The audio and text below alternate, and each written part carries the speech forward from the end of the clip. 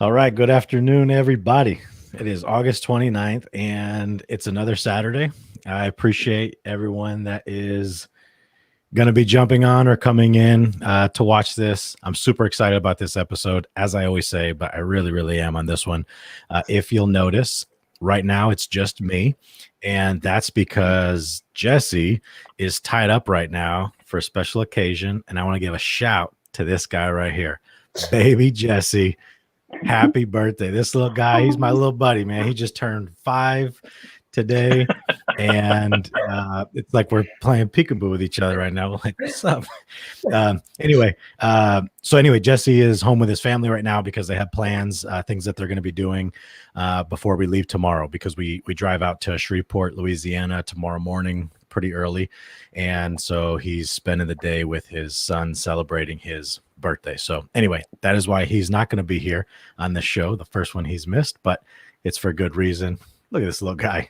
He's the cutest little dude, and he's exactly like Jesse, way too damn smart. All right, so I want to get into this and introduce you to these incredible people that are behind this documentary that I'm sure everyone that's jumping on has seen, because you all follow me for a reason. It's not probably for any other reason than because you know me to some level. And so that means you then know about this film. And while you've heard me mention people and talk about certain people, I wanted to bring them into the show so that you could meet them. And also, it's a selfish plug because Ernie Joe Crisis Cops has received 2 Emmy nominations. And so I want to introduce you to the crew behind the magic. So here we go. We have Jenifer McShane, who I'm gonna just do it like this because I can. So this woman right here is the visionary, the filmmaker, brilliant mind. She is the one that for 3 years rode around with me and Ernie, and I cannot tell you how important she has become in my life, just as a friend and as a mentor, and as just spending this much time with someone really has had quite the impact on me. And I never could understand what she was doing with this film while she was filming for 3 years. It was always like, there was times where I was just like cranky and not into it, and I was like, I can't see it, because I couldn't see the end product. I was getting but incredible. And part of that is because of this brilliant woman right here, Toby Shimin, who purposely never came out to meet us so she didn't have her judgment clouded. And so she would sit behind her screens all day, every day for hours. I don't know, but for a long time. And I'll tell you this, there was probably around 300 hours of footage that she had to expertly cut down to 94 minutes or so. I can't imagine. I cannot imagine the work that went into that. And so one of the Emmy nominations is specifically for outstanding editing. So shout out to this one. And yeah, huge claps. So then next up we have Jameka Autry, who was one of the line producers. And I'll be honest, I don't even know what that means, but I know that she helped produce the film. And so she was just one of the brains on the team. I always gave credit to Jen McShane's team and the people she surrounded herself with to create this movie that you all seem to really love and respond to. And especially now, it's such a timely film. But anyway, I'm really grateful. I got to meet Jameka and spend some time with her. And so just the work that she poured into this project as well, super grateful. And then I'm going to let y'all say whatever you need to say here in a second. Sorry. EJ was the cinematographer. This guy is incredible. Austin based, great guy. Because this is not my world, obviously, is just a, regular Joe, literally. And then from the Marine Corps to the police department. And this dude shows up with equipment I've never seen before. I'm sure in the world of film, it's very normal to have a turtle shell backpack with a big plastic hook over your head that you have a dangling the Ghostbusters thing. Yeah, this is very bizarre. And so I was like, what in the heck is wrong with this guy? He's strange, but turns out he's really good at what he does. And that equipment got me excited. And then last but not least, we have Paul Toohey, who did the sound and the production mixing. Again, I don't know what that means, except for he did the audio and made it sound as good as it did. And there's specifically, I remember being at some of the festivals and people would respond to like certain scenes where Ernie was like shaving and just like brushing his face. And it's like, it's like, yeah, that's that dude. I mean, it was brilliant. Like the way that those certain moments were captured just on those transition scenes. So anyway, this is not everybody, but this is a lot of the very, very important people behind this film. And so thank you all so much for being here. That was the longest intro I've ever done, but now I want to open it to everyone and let's just have a free for all here. But Jen, I want to start with you. And I do have some questions, and I know we're also dealing with a time thing. So I just want to ask specifically if you would be willing to share why this. I mean, I know the story, but not everyone does. And so how did this all come to be? It really dovetailed the last film I made, which was about women in prison. And I followed 5 mothers who were incarcerated at Bedford Hills Correctional. And that film couldn't address the issues around mental health, but it was so painfully obvious to me while I was on that project and when I was researching. That was such an incredible link between people's mental health challenges and how they ended up, you know, in the crosshairs of our justice system. And so it was an issue that really mattered to me, but I couldn't deal with it in that issue. So in that film, when I heard about the work happening in San Antonio, and specifically SAPD's mental health unit was kind of highlighted in this piece I was reading, it really spoke to me because of what I had seen in the prison and all the women I talked to and all the people who were sitting there not getting treated while they were serving ridiculously long sentences. So that is really where I was coming from. And then I also was fascinated with the idea of trying to tell the story through the eyes of police, because we're so polarized, and we were then before. It's even worse now. So that's kind of where I was coming from when I went out. And then once I spent some time with them, initially without a camera, just visiting, I thought you could spend 90 minutes with these two. And tell a complicated story in a way that felt accessible, because I didn't want it to feel preachy. I wanted it to feel like people were on this kind of ride along. So, right. Yeah. And you bring up a great point. And I know you've worked with Toby in the past, and Jen, I also know that you have law enforcement in your family. And so if you want to quickly touch on that, but I'm curious for everyone else, for EJ specifically, and Paul and Jameka and Toby, of what your previous either opinions or perceptions were on law enforcement before this film, before you got to see what it is. And specifically too, because EJ and Paul were so tied into us. I mean, in our car hours a day, in our roll calls, in our trainings. I mean, they really were embedded with us. But for Toby and Jameka, it was more of an external experience or an outside experience. And so I'm just curious of perceptions before on law enforcement, and if this film did anything to change any of those. And I know, again, Jen, you have some incredible bloodline in your family, and I've met your incredible uncle. I mean, I don't feel like I'm from a cop family, but I do have a close uncle who I used to always hear his stories, and it felt very much like a culture, the way he talked about it. So I was fascinated by it. And when I first started talking about this project, I talked to him about it just to kind of get his take. And he said that whenever he got a call, now he's much older now, you know, he's retired many, many years, but he said the most frightening phone calls for him were ones that had any mental health component or domestic abuse, because he felt completely unprepared. And he also told me that he was afraid a lot of the time. So that was kind of interesting for me to have, because I never knew that about him until I asked him. So it was kind of interesting to have that, sense of how an unprepared young person with a gun is going to handle a situation they don't understand. So, and then I had the good fortune, you mentioned Toby, of Toby kind of coming on earlier in the project. which isn't always the case. So she was able to look at things early on, which was really a gift because, when it's in your own mind, it's easy to feel like you're just in this vacuum. But I was showing her stuff and she was saying, yeah, I get this. This is good. It's speaking to me. It's resonating.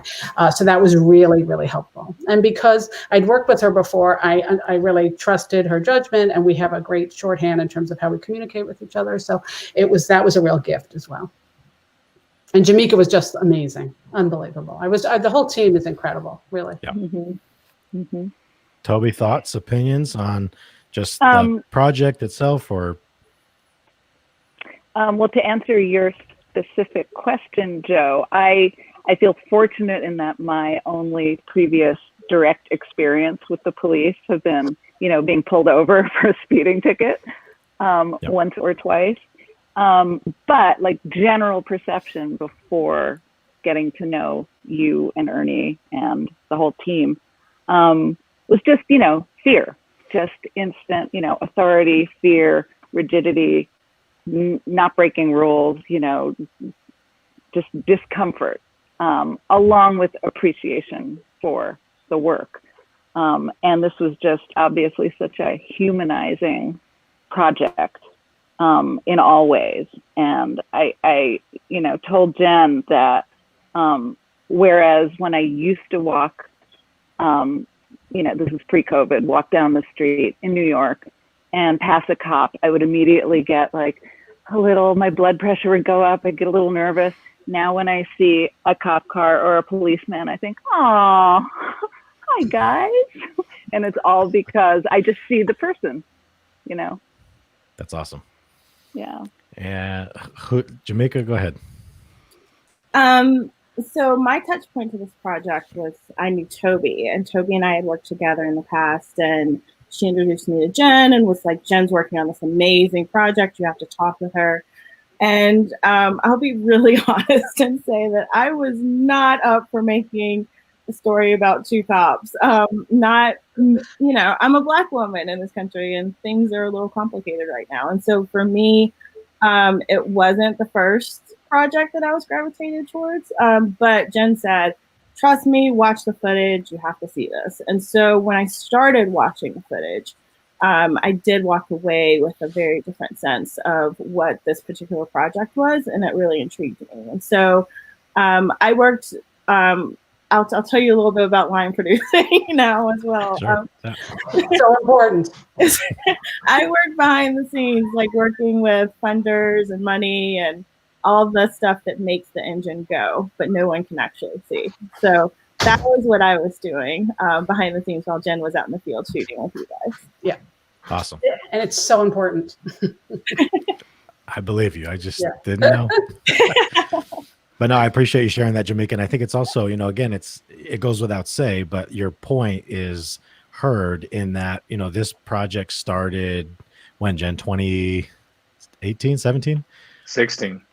16. It was 16. Oh, wow. Yeah. Wow. So 2016. So it's not like, what you're saying, Jameka, is like out of, just now all of a sudden, like, no, even back in 2016, it was still, hey, I'm not too sure about this film with these two white cops. And we've had that experience on the film tour circuit as well from different people. And, Bruce Franks comes to mind, but no, I appreciate you sharing that. And then I would like to hear from you, EJ, on yours, because you're in Austin, which is like a continent in its own self, right? Of a state. So it's fascinating. Yeah, I think, I had to answer your specific question first. I had a similar vein as Jameka, just in terms of like kind of being approached a certain way, because, being a minority, it's always been, a little bit of an interesting, relationship overall.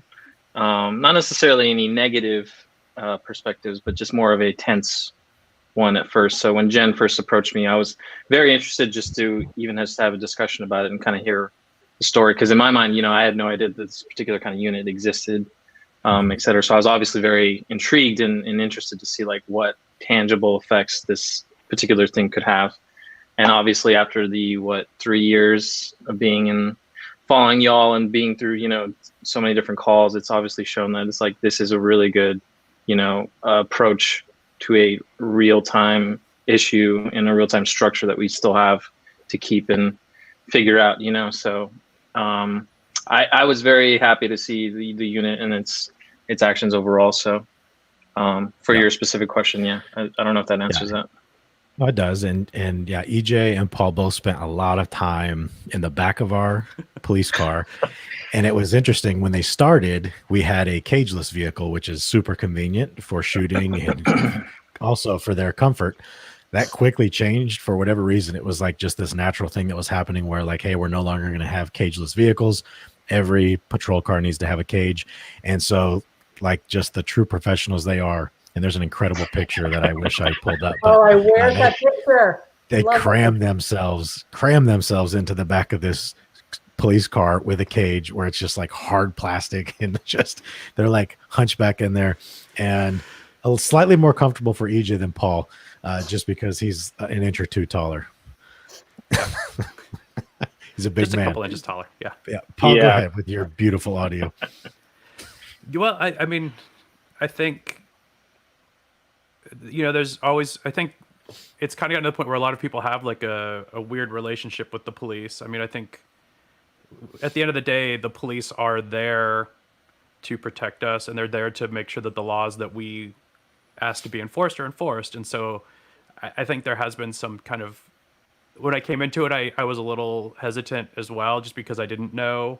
But then very quickly seeing how you and Ernie work and how your whole unit works, and just in San Antonio, I think that it's one thing that we talked about as we were making the movie is how San Antonio didn't seem to have some of the like bigger problems where it's kind of felt more like police against people as some of the other cities. And I know in Austin we haven't had as, you know, as big of problems as other places too, but it seems like San Antonio's doing a much better job than they are doing here. Right. And so I do think like it kind of changed my perception a little bit.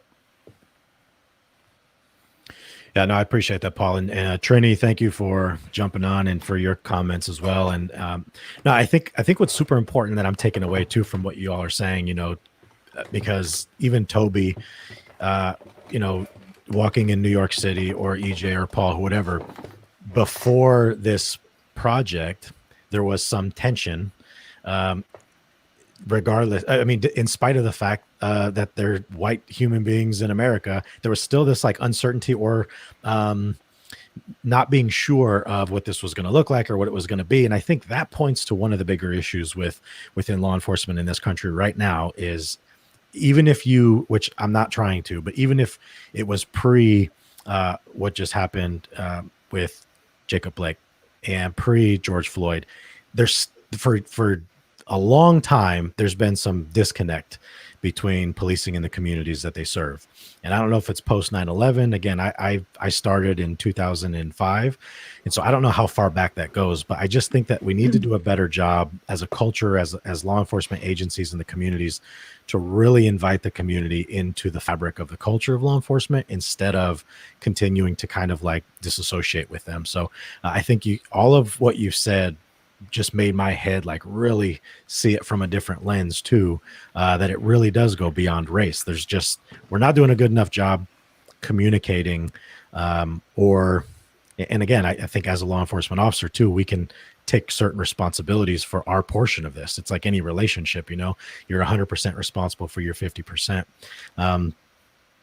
So I'm curious now, like, just if I were to ask the simple question of like, what the hell's happening?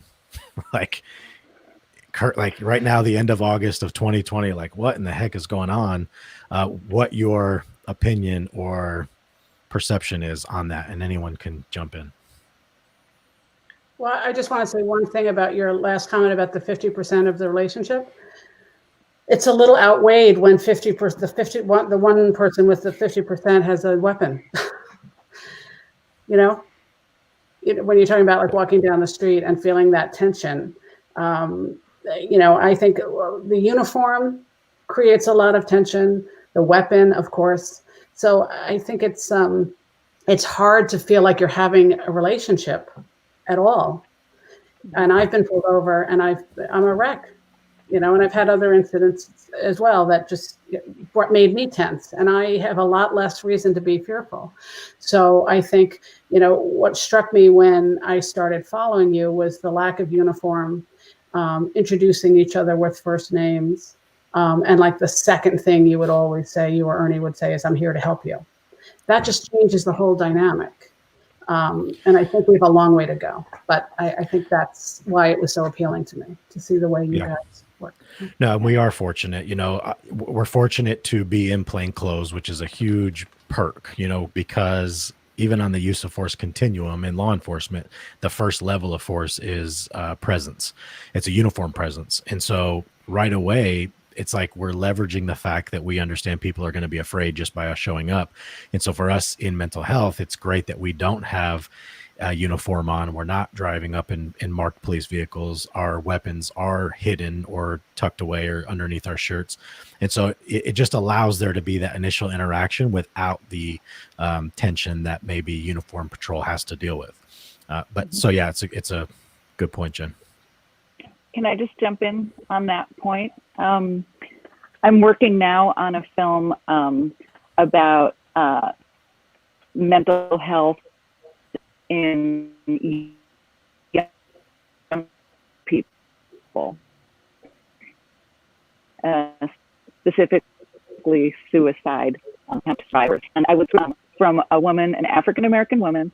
She said she had an incident where she felt suicidal. She went to the ER, was released after 17 hours, went home, and then 2 cops came to do a wellness check on her.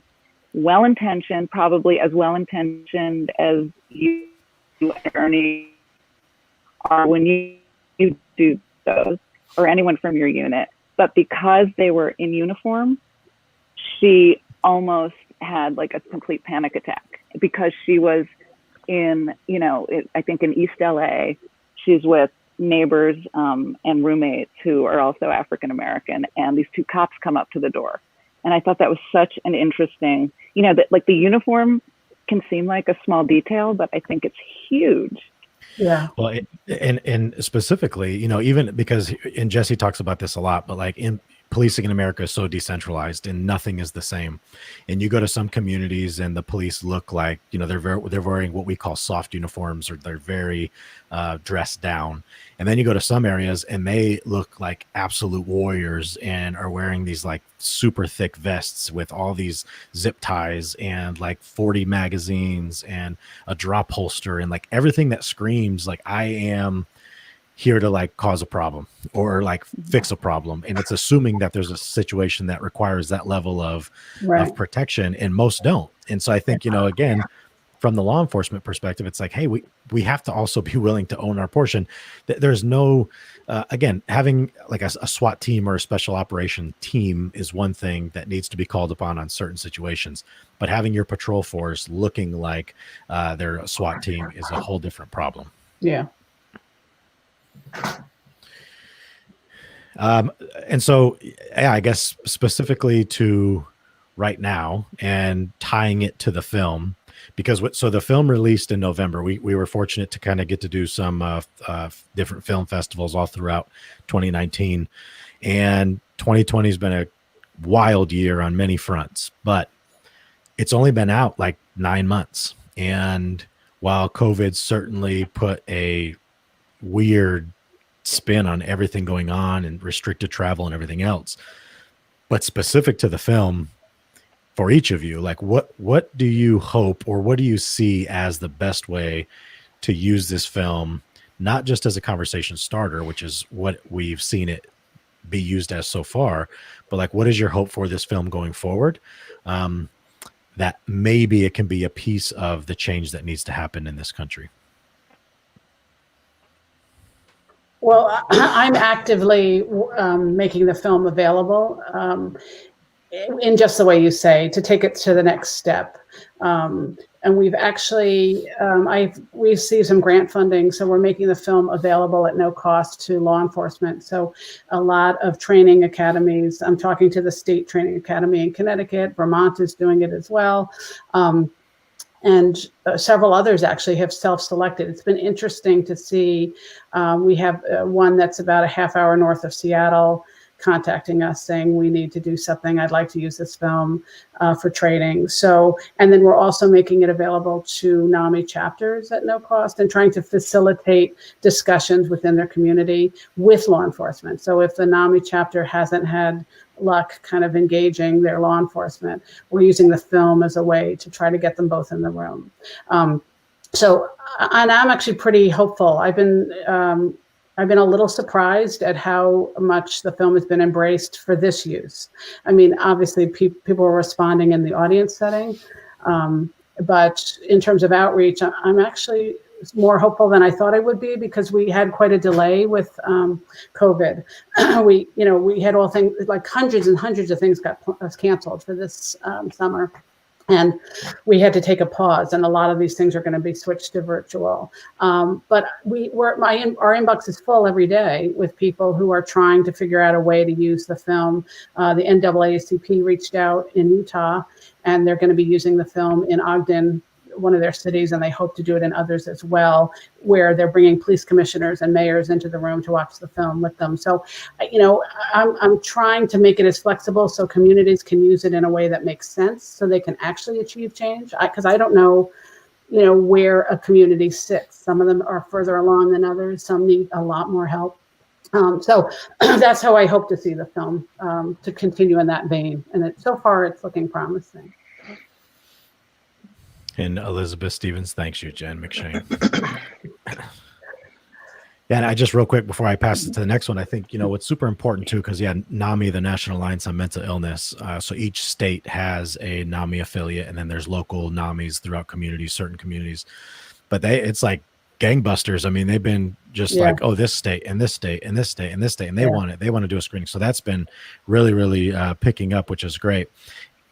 One of the things, and we've seen this too, is, and I learned this through sitting in a theater watching the film with an audience, especially that didn't know we were there, which was an incredible experience for me. But after watching the film, it's like they become very available, almost like open for having conversations that maybe they weren't open to before. Yeah. And so I think it's so important to stack that on top of, or right before, like, hey, now we're going to talk about actual like policy change, or now we're going to talk about, because if you just go to policy change, it's going to turn people off, or they're going to put up their walls. If you try and just hit them in their feels or whatever, and you have it like, so I think it's been this beautiful pairing of watch the film, see the potential, and then now that we're all like in our soft space, let's have this conversation that needs to be had. So it was I was really, really fortunate to get to have that experience because just seeing the film is great, but then it's like, okay, so now what? And so having someone being able to facilitate those next steps, I think is important. So who's next? Using the film for good purpose. What do you got? I'll just throw in a point that Jen was always insistent on getting across, and I know you guys are too, which is, how communities use the intersection of all their social services together. And, I know we've had lots of discussions and Q&As about this, that it's not just about changing the way policing happens. It is the intersection of policing and the mental health, behavioral centers and hospitals and other community stakeholders. And that's the kind of conversation, I think, it's settings that something could get really set. That's my biggest hope. Yeah. I agree on kind of an infrastructure aspect. I think, again, we can have really lofty goals and stuff, but I think I'm somewhat of a realist sometimes, where you have, again, an infrastructure that's in place. How do you get from A to B in the most tangible way, And I think that's really important. And I agree with Toby about policies. Like, this should be a seamless thing across the board, because that's where you hit a lot of hurdles.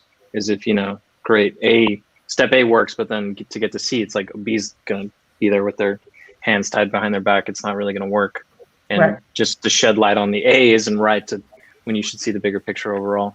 Yeah, we do actually say that in every Q&A, which is, it's not really about just training police. It's about the whole community seeing this as a problem and at finding a way to collaborate so that they're addressing it in different ways, because it is a community issue. It's a community problem. So yeah, I agree with both of you.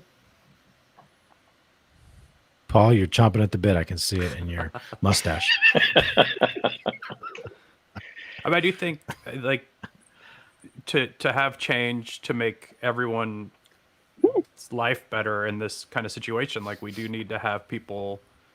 I mean, I think people on both sides, I think police and first responders need to be better equipped to deal with the people that they're dealing with. And I think that the public needs to kind of understand what's available and also know how to use that and like what to expect. So I think that it kind of opens that up and it makes the conversation a little easier to get, started. Absolutely. Sorry, I was no, that's good. I was okay. Hey, for whoever the producers are out there or the editors, man, this is a lot of work. I was gonna say, Joe, you're doing the work yourself now with all the switching and all the graphics and everything. Yeah, it's intense, man. It's intense. Zach says, "I hope is fast, change is slow." Yeah, Zach's actually. We're gonna see him here in a few weeks. He's in Iowa, and he's like basically one of us, Jesse and I, or Ernie out in his area that is trying to implement change, but as a sergeant. And so it's going well, but there's also some like naysayers that are like, nope, stop it. And he's gotten his hand slapped a couple times lately for trying to make positive change. It's just it's super unfortunate, but we're not here to complain. We're here to love and talk about all the great things in the world. So anyway, Jameka, what are your thoughts? Putting you on the spot, girl. Oh boy. So my thoughts are a little bit more complicated. I think that the reason that I was drawn to this film was because it was a weapons last approach, which was not something that I had personally seen or I guess been exposed to from the sense of community policing. And I would be hopeful that model could actually take effect not only in the mental health unit, but throughout police units across the country. I mean, I feel like that should be the approach that all officers take from the start. So that was my main reason for working on the film, is trying to promote that agenda first. Yeah, I love it. And yeah, I've said this for a long time, but I think we have to be willing to internally, again, from within law enforcement, have difficult conversations that, hey, maybe are we a part of the problem? And the answer is yes.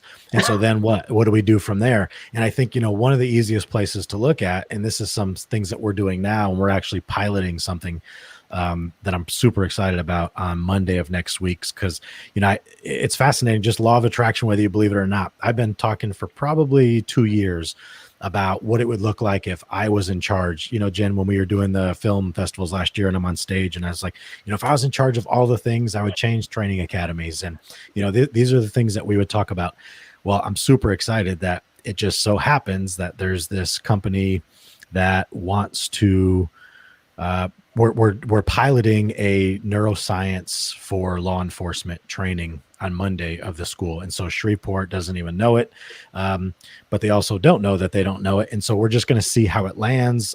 I've met with them. We've been testing it out. We're seeing what it looks like, but I'm super excited about the possibility of, again, I'm a firm believer that if you don't understand at least a basic level of how the brain works, then you can't work with the brain. And so when you are in these positions where you have ultimate authority from, restricting someone's civil liberties all the way up to taking their life lawfully and legally, then we should be held to a very, very different standard and a very high expectation. And so, whether it's adjusting the age, and you can't become a police officer until you're 25 or 27, you have to have a 4-year degree or 2 years of working in some type of social services to where you can develop your skills of compassion and empathy without a firearm. Maybe those are things that we could look at as prerequisites before you ever get into this job. So anyway, I'm excited about some of the things, conversations that are being had, at least, because I do feel like we are at a pivotal moment where we are going to head in a better direction, but I also know that it is going to take time for sure. And, kind of speaking a little bit to Joe, to what you just said, I think what ended up becoming a thread in the film, and in my mind, a very important thread in the film, is law enforcement's lack of understanding of their own mental health. And that is now, I mean, you're at the forefront of that in your police department, but I think it hasn't been part of the conversation that, why are police officers killing themselves 4 times more often than in the line of duty, and being trained in such a way that they're kind of, the whole career is built on fear. And so I think that is part of why we're seeing the tragedies we're seeing, is that we're not looking on whether these officers are mentally well. And I think, we're getting there. I think departments, it's interesting, a lot of the departments I'm talking to about showing the film are really coming face to face with the fact that they have their own crisis, mental health crisis. And I think it hopefully is making them more empathetic. I don't know for sure, but that's my hope. No, it's a great point. And you're right. And I teach this wellness class to officers. And so, I mean, for the first time in their lives, some of them with 30 years on, I've gotten plugged into services for therapy, counseling, some level of care that they've never done before. And it's because there's a willingness now to stand up and, really challenge the narrative and talk about like, hey, look, but make it, again, this is why the science is important, is like, it's not just out, rah, rah, and everyone's going to go kill you. And it's like, well, damn, that scares the hell out of me. Okay. So you're always on guard, but understanding like what stress does and how it dumps cortisol and how that's bad for you. And then it's a choice, it's a choice. If you go out and I tell them, like, when I'm off duty, I'm not a police officer off duty. And I know some police officers feel like offended by that. Like, no, this is 24/7. And for me, it's not. I argue I'm hardly a police officer when I'm on duty. And so especially when I'm off, it's like, I don't carry personally. I don't worry. I don't go sit at a restaurant with my back to the wall to see the door, because to me, that's just choosing to live in fear. It's assuming that people are bad, and I choose to assume that everybody is good. And then if something ever goes wrong and I get hurt or injured or killed, okay. But so far it hasn't happened. And I am a police officer. And so I think we have to have like these conversations where it's like, well, let's look at the actual facts, not just grabbing one story and saying, well, one time in 94, my best friend was killed. Well, yeah, that's terrible. But how many calls have you responded to since then where you haven't been killed? And so, but it's just, it also takes someone who's willing to have these difficult conversations to force them into a position where it's like, you're going to have to listen to this. Whether or not you do something with it is one thing, but you're going to have to sit through and listen to it. And by and large, people are pretty responsive. And I've been super excited about that, because I think that there is hope on the horizon. I was struck, Joe. I just want to say one thing. I was struck that you commented how similar you felt your training was in the police academy as it was in the Marines. Yep, absolutely. Yeah. And I specifically, I said the only difference was you go home at the end of your training academy. 4:30 is like you check out, you go home, drive home to your family, but the next day you're right back in it. And, we just did a blog with Milo Range, which is one of our partners, and she was talking about this and the actual research on, it's like 20% of police training academy time is spent on tactics and firearms, but only 2% on communication, de-escalation. And it's we just have to be willing to say, what is the reality of a day-to-day function of a police officer? And yes, teach them on the laws to be sure, but then we need to embrace their own mental health and wellness, because the more stable the individual officer is, the more healthy the mind of an individual officer, the better they're going to be able to go out there and connect and relate to the people they serve. So, and I could go on and on about this, because one of the other things too is, and I've said this, that we don't do a good enough job vetting not just officers getting into the profession, but then once they're in, and again, once you graduate the academy, and I know it's different everywhere, but we don't do a good enough job of vetting which officers we're placing on which parts of our communities. And, oftentimes you get the most gung-ho, eager, hyped up officer that's like, I want to go to, for here, the east side or the south side. And it's like, why? Well, because that's where the high crime areas are. Well, the high crime areas are where it's usually the oppressed, marginalized communities. We don't need the most gung-ho, eager officers going to those areas because you're asking for a collision. I think we need to have seasoned officers that maybe have been doing this a lot longer or have some type of maturity and education. And now they're at the downward end of their career. Go put them in those areas to where they're not going to be like looking around constantly with their head on a swivel, thinking everyone's dangerous. Or, we lose sense that just because even if someone does break a law or commit a crime, it doesn't make them a violator, an offender, or a criminal. They're still people. And we lose that. We get confused by that because it's like, no, if you broke the law, you're a criminal. No, I'm just a person who broke a law. And it's the same thing with mental health. You're not a schizophrenic, you're a person with schizophrenia. And we have to make sure that we're being intentional about how we talk about these things, because people lose perspective when they forget that people are people, when they start labeling them as anything other than. Do you think that's the training that does that, or do you think it's being on the force a long time? I mean, what's your take there? So I think a large part of it is the training.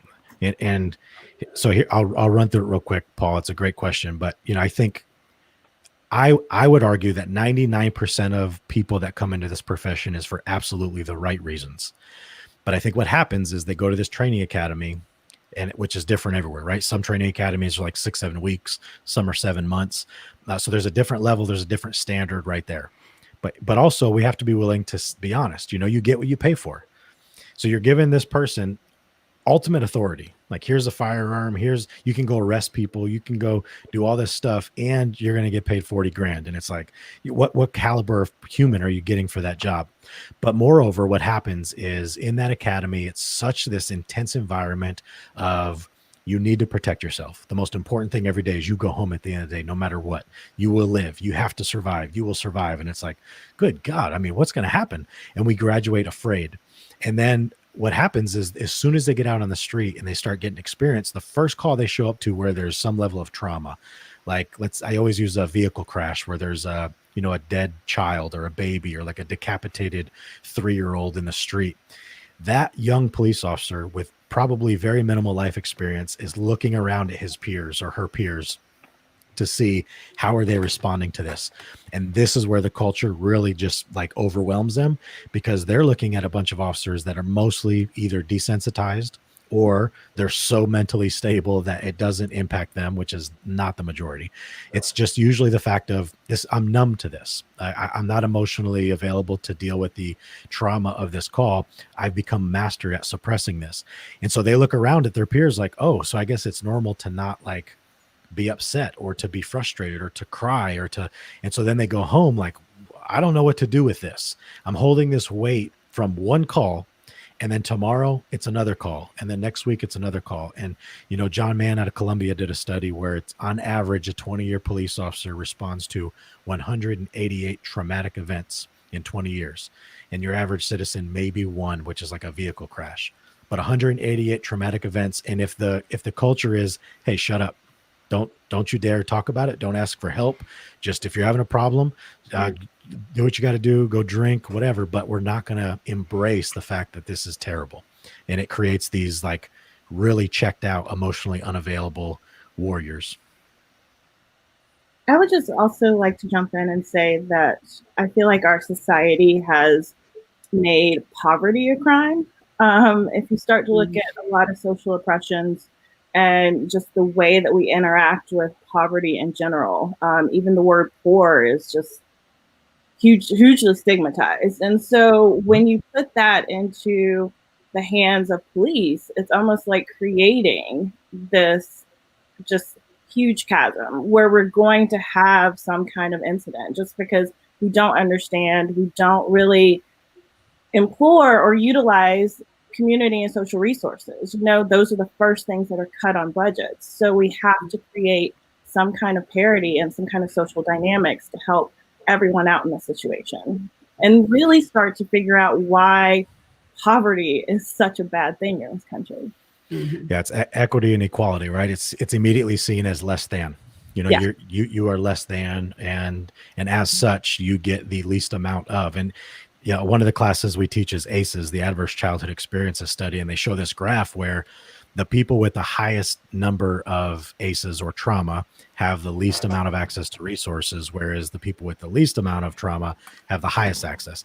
And so we have to like find a way to shift that scale so that it can be more balanced. But anyway, I love the points, and I want to be mindful of times. This went faster than I really anticipated. But just to do a quick round robin, I want to ask all of you, and we can go in whatever order that you guys would like, but because we have to be off by 2:00, just give me final thoughts about the film, about 2020, about law enforcement, about your love of candy, whatever you want. But just Jesse will always end the show with, give us your final takeaway. What is one thing that you want people to know from this show or about you that you think can help? And we will go starting with, I'm looking, let's see who looks most ready. EJ. EJ is always ready. This guy's ready. Come on, EJ. What's your final takeaway, man, before we got to depart? Yeah, I'll keep it brief, I guess. I feel at first honored to be a part of a project, especially one that I was so hesitant at first, or at least intrigued to be a part of. You know, I think, again, it's a tangible thing that can show progress in a at least in the pathway. And I think obviously with the events of the year, like I think there's a reckoning of the conversation on race and just the police state that this country is in. So I'm hoping at least that it realigns in a certain way to have these tangible effects and towards the path of progress in a meaningful way, and also a substantial and relatively quick way, because we can have this conversation and the next thing you know, it can be 2022, 2025, you know, it'll be the next election, yada, yada, yada. And I feel like people's mindsets are so easily, everyone's distracted nowadays. So I just feel like we should really dig our heels in and try and make some progress this year. That's a great point. I think the next crisis seems to be always tomorrow. And so whatever is today's crisis is quickly gone and replaced. And so we forget. And I think that kind of breeds complacency. So I appreciate you saying that, EJ. And it's great seeing you, brother. I appreciate you making time to be here. Who's next? Thank you. All right, Paul. Oh, hey. I do think that the film, it did kind of change the way that I see policing, and kind of the way that it's done. And I really do love what your unit's done, and seeing you and Ernie work together was great. And there's been so many times where I feel like here I'm in a situation where it's like, if I could get you guys to help with somebody, it would probably help. And I don't know that our police force here is as,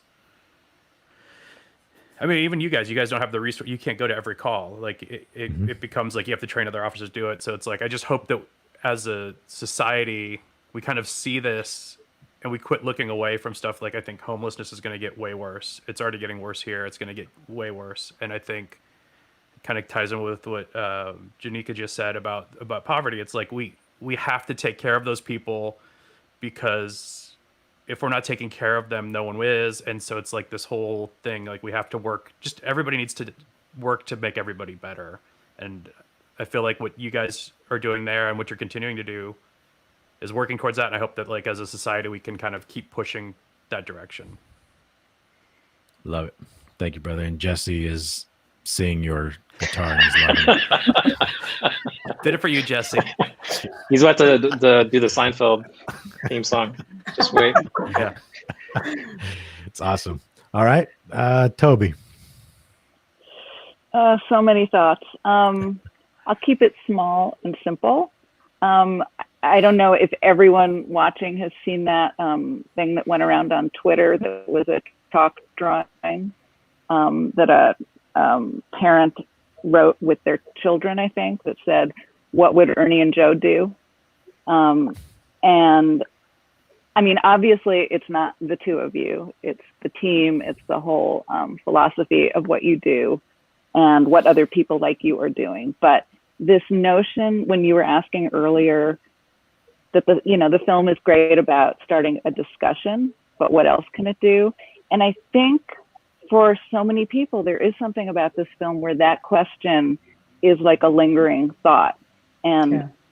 I feel like if people can sort of keep that as a model in their head in all kinds of interactions, you know, personal, political, social, any kind of conflict situation, that I actually feel like the only project I've done. So I'm not really answering your question, Joe, but that is my takeaway. What would Ernie and Joe do? Thank you. Yeah, and Teresa's asking what movie. So thank you. And then Jen Stamps, because she doesn't stop working, is answering that question for you, Teresa. So Jen Stamps is another incredible being behind the scenes on this one. And so anyway, thanks for being here, Jen. All right. And then Jen, let's go to you. Okay. Are there ever going to be DVDs available? Sorry, I wanted to like address Elizabeth's question. I don't know that there are. Only through outreach for now. So the best thing to do is to reach out to Ernie and Joe Outreach.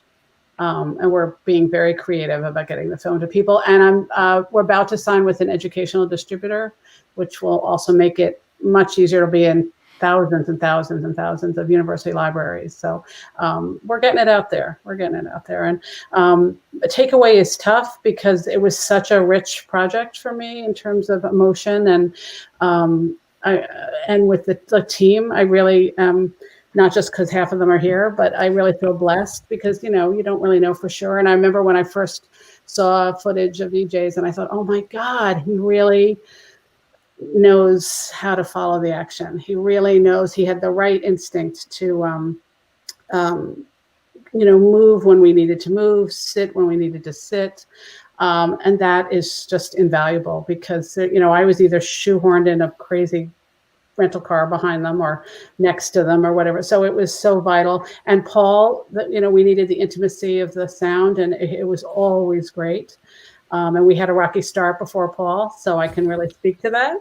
And Jameka was just such a supporter, and Toby's gifted. I mean, it's like a huge jigsaw puzzle, and you have too many pieces, and you need to get all the right pieces in there. And so I guess my takeaway is that we were able to achieve it because of this group that I was blessed with, and two subjects that were amazing. It was really hard to cut it to 90 minutes, and that's because there was so much good footage, because you're doing such good work. So I really feel it was very nurturing. The project was really fed me in a lot of ways, which isn't always the case because it's exhausting and it's nonstop and you wear too many hats.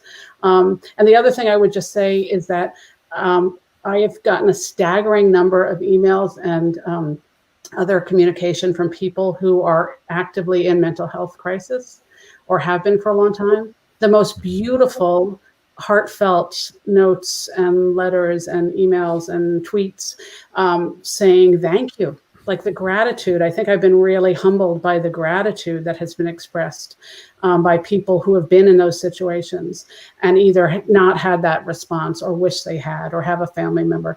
So I think this idea of putting some light and oxygen on this topic, and I'm with Jameka. I hope policing changes across the board, that we're not just talking about mental health, but so many people have expressed gratitude that we're talking about it, because it is one of the things that is still covered with shame, and that makes me very sad. So, and before I go to Jameka, will you just talk real quick on the Emmys and how it can be seen and watched? I have it on a ticker here, but anything you can share on that? Thank you for the ticker.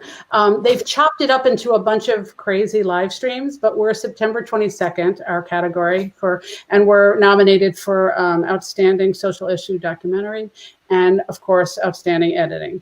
So there is, I think it's tvemmys.com is the link, I think, and we'll put it on our Facebook, and Jen Stamps will be all over that.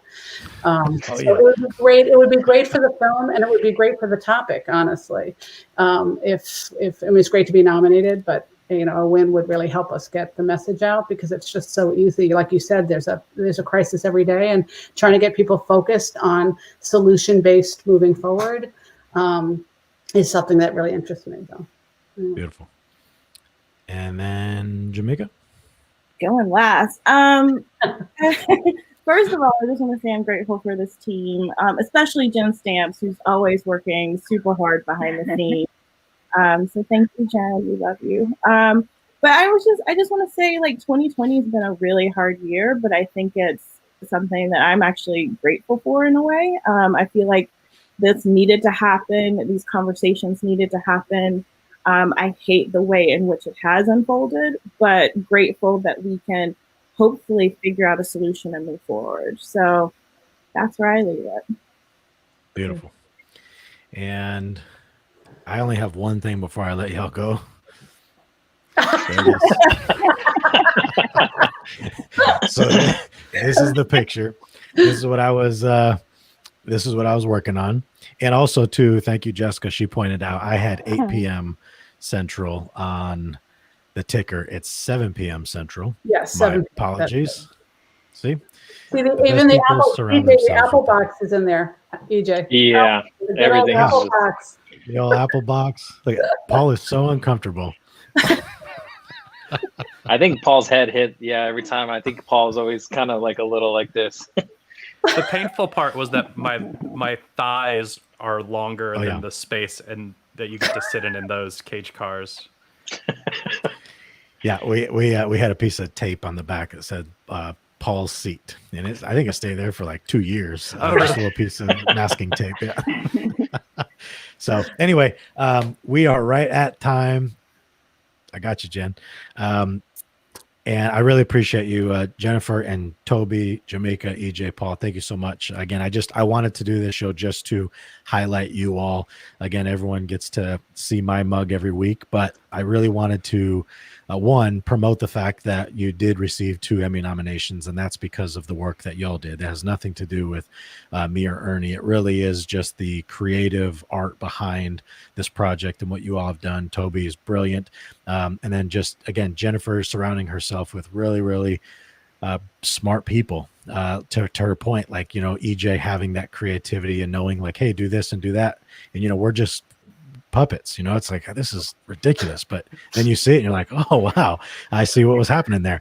So just trusting the process, I think is a huge takeaway for me. And that doesn't have to be film related or not. I think just in life, whatever is happening, trust the process, because just being emotional and angry about it doesn't really change anything. So embrace what is, and kindness is free. I appreciate y'all. I really do. I'm gonna make us all equal parts here. There you go. And yeah, Trini, thank you. There's been some big comments here. I can't read them all right now, so I want to exit out. But anyway, everyone have a great weekend. Thank you for those that tuned in. September 22nd, and I appreciate all of you. Be safe, Take care, everybody. guys. Yeah. Keep wearing your mask. Everybody be good. Everybody be good. Yeah. Wear your mask. Bye. Same here.